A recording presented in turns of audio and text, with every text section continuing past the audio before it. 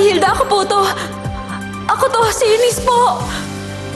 Sinong Eunice? Eunice po. Naaalala nyo? Pwede makapagkita sa inyo? Maraming salamat.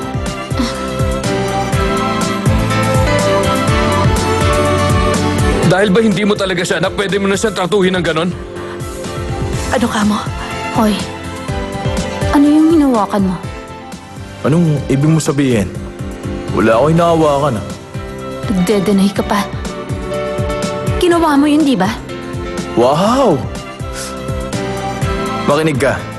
Wala akong kahit konting interes sa katawan mo. At lalong hindi kita type, no?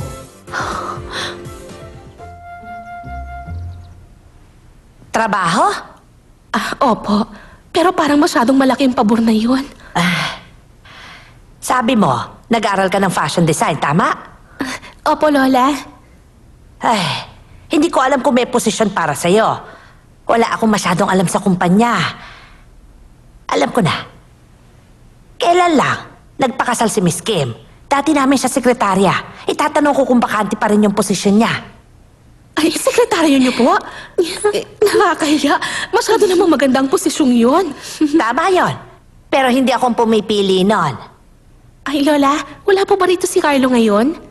Oo. Meron kasi siyang interview sa kumpanya namin. May interview po si Carlo? Di ba magiging sa kanya naman yung kumpanya? Gusto rin daw niyang mag-exam para maging patas sa iba. Sa ganung paraan, igagalang siya ng mga empleyado at empleyada ron sa kumpanya. Kung ganon, okay lang hubang humingi kami ng trabaho sa inyo? Iba ang paraan ng pamimili ng sekretarya. Kadalasan umaasa kami sa rekomendasyon. Ay, pero huwag kayong umasa na may magagawa ako. Wala na kasi akong ganong alam sa kumpanya namin ngayon. Ay, naku, okay lang po yun. Ay, pasensya na po kayo kung naistorbo namin kayo. Ikaw naman, Marta. Maliit na pabor lang naman yon. Hindi kayo nakakaabala sa akin. Salamat po sa inyo. Magkapareho po kami nitong anak ko eh. Masipag po siya at mabilis ding matuto. Hindi po kayo mabibigo.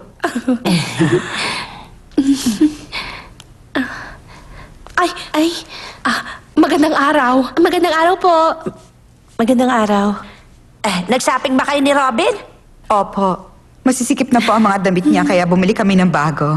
Ay, ang cute-cute naman po ng baby niyo. Ang gwapo. Opo, ang cute-cute po niya. Kamukhang-kamukha po niya ang papa niya. Ang pogi naman. Oo, ang cute niyang ngumiti, oh. Margo, anong pagkain? Mamamatay kapag hindi ako nagluto. Gusto ko mag-day off ngayon. Kung gusto mong kumain, ikaw magluto. Kung ayaw mo, lumabas ka. Ay, kaninang umaga, tinapay lang ang binigay mo sa akin. Wala akong lunch date ngayon kaya hindi ako lalabas. O sige, ayaw mo ng kanin? Magluto ka ng sopas. Parang masarap ang sabaw ngayon, ha? Nga pala, mula ngayon gusto ko once a week ang off ko. At kaya ng iba, gusto ko rin makapagbakasyon. Malino ba yon? Aba, narinig mo ba yung sinabi mo? Kapag may nakarinig sa'yo, baka isipin nilang inaalipin kita at hindi kita pinagpapahinga. Ang dami mong ang break eh. Ate, ano bang sinasabi mo? Ano? Pakiulit mo nga yun? Huwag ka na magalit. Kasi naman, kung magsalita ka, parang masyado kitang pinahihirapan. Alam mo bang nasaktan ako sa mga sinabi mo, ate? Akala mo madali lang ang ginagawa kong paglilinis dito? Palibasa, hindi mo alam ang mga hirap ko. Tingnan mo nga yan, oh. Napakahilig mong magkalat mga libro at mga dyarong nabasa mo na. Kung hindi ko aayusin araw-araw mga kalat, magkakaroon ng bundok dito sa bahay mo. Wala ka na madadaanan. Margo, bakit laging mainit ang ulo mo? Hindi ka pa naman nagme-menopause, di ba?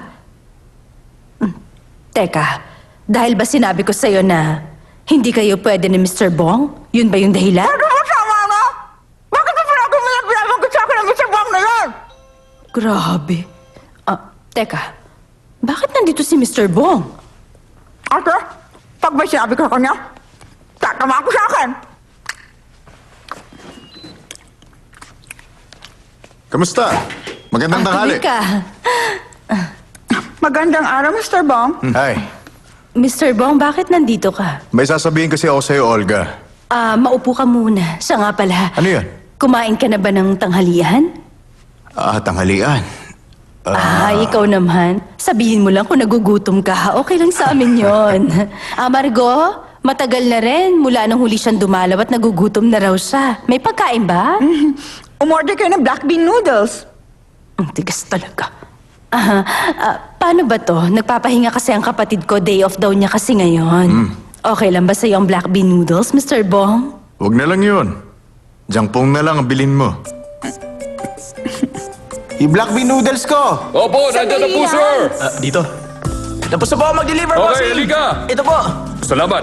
2 black bean noodles, 1 jampong at sweet and sour pork. Sige, sa Dongsil apartment to, ha? Busy-busy tayo Oo, Alis na sige. po ako. Sa Dongsil Apartment, Building 1905.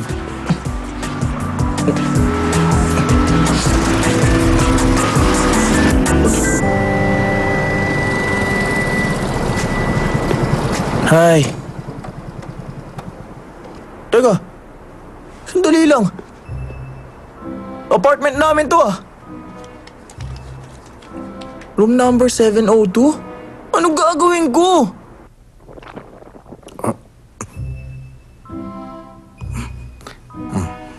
Teka, bakit wala pa rin yung in-order nating noodles hanggang ngayon? Ay. Nakapainis. Alam ko na.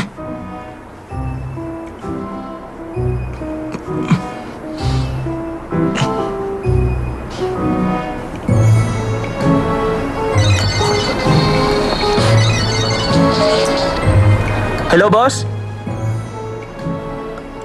Opo, nasa labas ako ng building. Opo.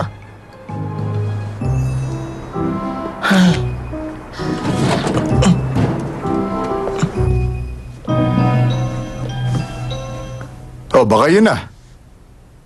Mukhang nandito na ang order natin. Nandito na yung noodles. Pasok ka. Magandang tanghali po. Bilis, gutom na kami. Yan yung noodles? Oo, ate. Ito po. Isang jampong. Jampong. Salamat. Jampong. Black bean noodles. Black bean noodles. Isang sweet and sour Bakit ngayon pork. ka lang? Alam mo ba kung anong oras kami umorder? Sorry po. Pasensya na po kayo. Oh, eto. Bilangin mo. Naku, sayang wala si Tom. Paborito pa naman niya mga to, no? Sige po. Alis na po ako. Tom! Oo po, mama. Hoy! Tom Lee! Halika, ha? Hindi po ako si Tom Lee. Tom po ang pangalan ko. Sino ba sa palagay mong niloloko mo, ha, Tom? Ako ang mama mo. Makikilala ko kahit likod mo. Ano? Hindi mo ako maloloko. Ikaw ang anak kong si Tom. Tom! Ano ka ngayon? Mama, Mr. Bong, Oh, tita, hi. Hi. Sige po. Kumain na po kayo. Magkita na lang po tayo mamaya. Sige po. At balak mo pa akong takasan, ha? Sabihin mo, araw-araw kang lumalabas para mag-deliver ng ganitong pagkain, ha? Babalik na ako sa trabaho ko. Kumain na po kayo. Lalamig na to. Sige po. Aba, halika. Babaliwalain ko na lang ba ang mga ginagawa mo, ha? Huminto ka sa pag-aaral, tapos ganito ang gagawin mo, ha? Mga importanteng learning experience po to. Magagamit po ito sa future ko. Sumasagot ka pa? Ay, kapal mo! tama na. Layas! Saktan na Layas mo. ka dito! Ay, Wala kang tama kwenta! na. Wala ka nang ginawang huwag tama! mo saktan si Ginagalit mo Tom. pa ako! Hindi karasan ang sagot sa lahat ng bagay. Problema namin to! Pwede ba wag kang makialam sa gulo namin dito? Matanda na siya. Alam na niya kung ano ang tama. Responsibilidad niya ang buhay niya. Olga, tama na. Diskarte ko to, di ba? Oo, tama yun. Ano ka ba? Ay, huwag mo na siyang Ano ka ba? pagalitan. Tama Pwede na, ba hayaan mo bitawan na siyang mo nga gumawa ako? ng diskarte Alis niya. na po ako. Sige! Umalis ka na! Huwag ka na babalik! Kapag bumalik ka pa rito, kakalbuhin na kita!